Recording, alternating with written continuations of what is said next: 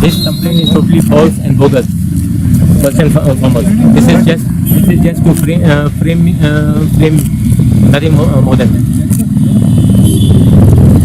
हांव फकत म्हणजे ते सावथान इंडिया केन्ना पळयता आनी ते कितें घालता ते म्हाका कांय खबर ना. I am not even got a copy of basically my the complaint file.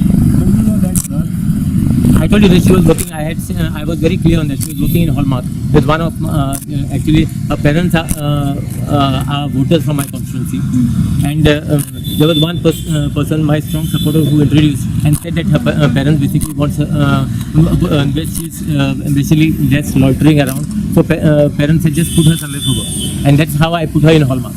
That's it. This is something political motive is going on, sir. It is definitely something to do with politics.